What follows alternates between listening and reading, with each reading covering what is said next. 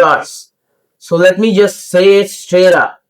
When most people hear the word dark web, they instantly think of some magical, evil internet where every criminal is hanging out like it's a goddamn nightclub. Okay, for hackers. Movies love showing it with neon codes flying all around, a guy in a hoodie typing shit at the speed of light, and someone buying drugs with just one click. Sounds cool, but that's absolute fucking bullshit. The dark web is not a single website. That is the image Hollywood has shown you. It's not just some easy app you download, and it definitely isn't a shopping mall where you just wander in. It's a hidden part of the internet. Messy as hell, hard to use, and honestly, most people would get bored in 10 minutes. Before we even get into it, quick side note, okay? There are actually three layers of the internet, okay? You've got the surface web. That's the normal stuff you use every day, like YouTube, Google, Facebook, TikTok, and the other new sites for online shopping. And then there is the deep web, things you can't just search on Google or Opera, but still are legal. They're still pretty very legal, like private databases, medical records of people or hospitals, research papers, company intranets, anything like that. And then way under that, hidden from the search engines, is the dark web. That's the thing we're talking about today. But the surface and deep web, that's a whole other topic for another video. Okay. So the funny thing, it was never made for crime. The dark web was never made for crime. That's the part people always forget or never even know. The dark web's roots go back to the 1990s when the US Navy and some researchers came up with the thing called onion routing. And no, that's not a joke about vegetables. They called it that because data is wrapped in multiple layers, like an onion, right? It has layers, you cut it, it has so many layers. And each layer gets peeled away by a different computer until it reaches the final destination. I know it might sound a bit difficult, but it's kind of easy to understand. It just has layers. So that's why it's called onion. That's it. That system eventually became Tor. Tor. That's for the onion router. Tor is basically the doorway into the dark web. At first, it wasn't about drugs or scams at all. It was about keeping spies, governments, and other nosy idiots from watching your online traffic. And that is a fact that always shocks people. The US government actually helped fund Tor. Yeah, the same technology that criminals later abused was originally supported by the government itself because it gave intelligence agencies a way to hide communications. That's the irony of it. Over time, it became public. People outside of the military started using it. Journalists, activists, nerds, who literally love privacy can use it. I like look at this. Look at it. I search Tor browser right here. I can download Tor browser right here on Google. So it's public.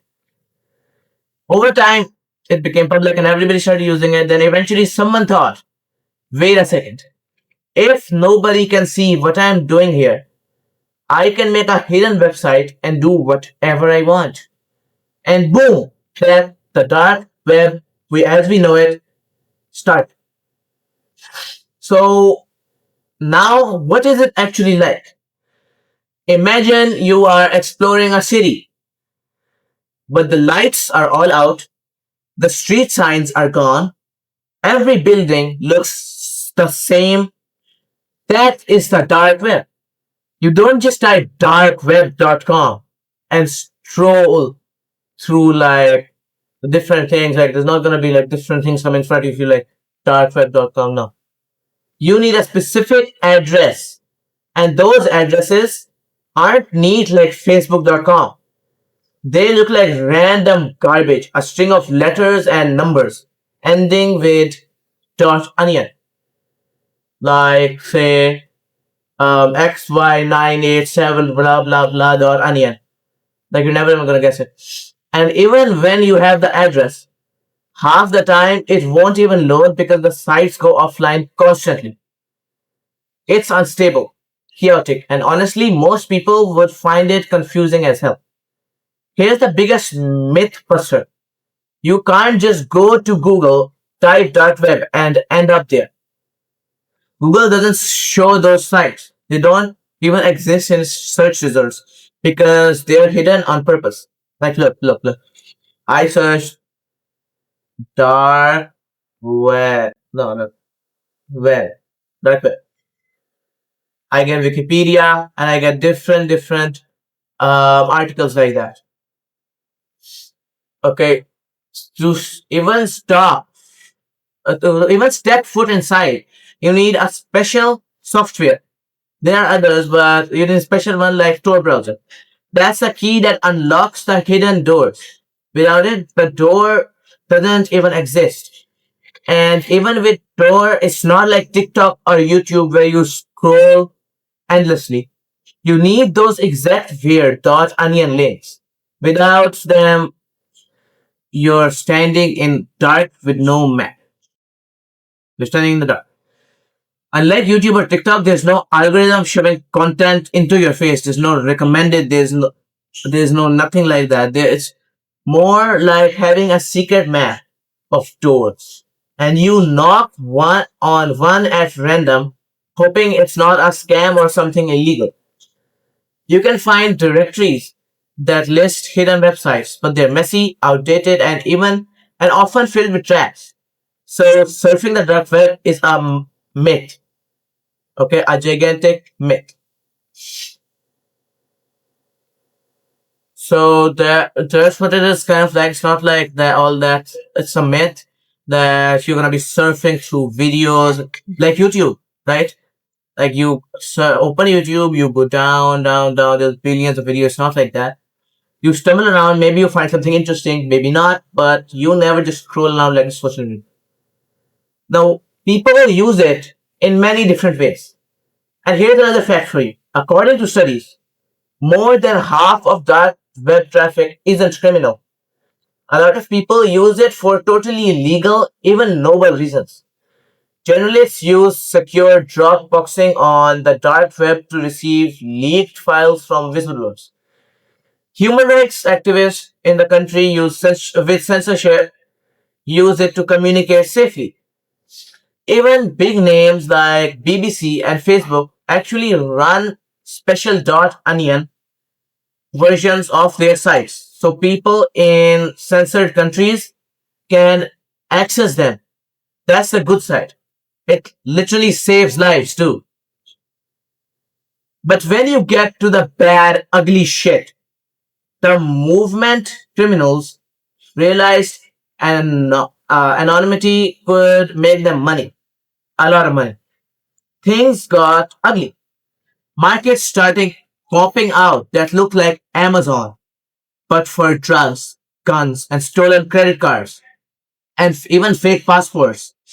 I'm talking professional looking websites, okay, with product photos, descriptions, and even customer reviews.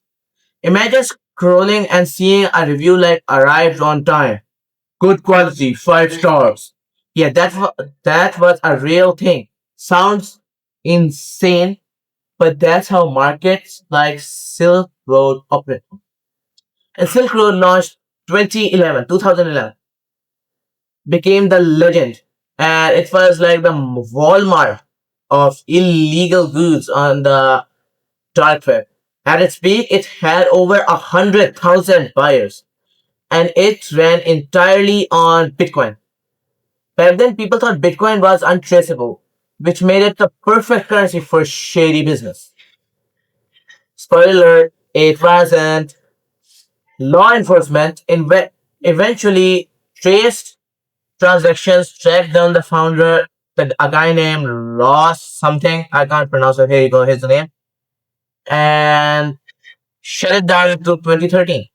He got life in prison with parole. And here's a fact. The FBI seized about 144,000 Bitcoin when they shut down. At the time, it was worth tens of millions, but today it would be worth billions. Do you know the price of a single Bitcoin? That's how big the operation was. But just like cutting off a snake's head, more heads grew back. After Silk Road fell, other markets took its place. Alphabet, hands up, Dream Market. So all these. Alphabet alone had 400,000 users. And before it got taken down in 2017, it in one of the biggest global cyber operations ever. Every time one market disappeared, another popped up. It's like playing whack-a-mole. You know what whack-a-mole is? Play whack-a-mole with time. It's not just markets. You've got forums where hackers trade tips, leak sites full of stolen data, and scam pages pretending to be services. Okay? For every real criminal site, there's 10 scams waiting to rob people dumb enough to trust strangers online. Now comes the law enforcement. Of course, they fight back. They've infiltrated markets, run undercover operations, and even taken over sites to catch users. Here's a wild example. The FBI once seized a massive child exploitation site called Claypen. And instead of shutting it down immediately, they secretly ran it for another 2 weeks by themselves. During that time, they identified and arrested thousands of people around the world. So the police aren't just sitting around in the dark, not knowing what is even happening. They're patient, they're clever, and they catch people who think they're untouchable. They will be caught. Now here's another fact that kills myth of perfect anonymity. Most dark web arrests don't happen because of magical hacking. They happen because people make stupid mistakes. They reuse a username for another website. They log in without store once. They post an email somewhere that links back to them.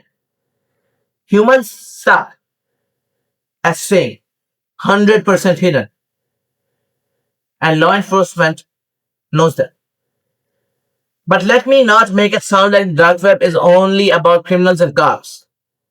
There is a very real side where good people survive because of it. SecureDrop is a tool used by major news outlets like The Guardian and the New York Times to let whistleblowers safely send in information. Activists use it to organize without getting spied on. Even regular people in censored countries use it to read the news freely. At the end of the day, the dark web is not some magical evil island that you have always thought. It is a tool. It reflects people. And people are messy. Some use it for freedom, some use it for crime, and some just use it for scamming other stupid idiots. It's not good or evil by itself. It's just the mirror of humanity.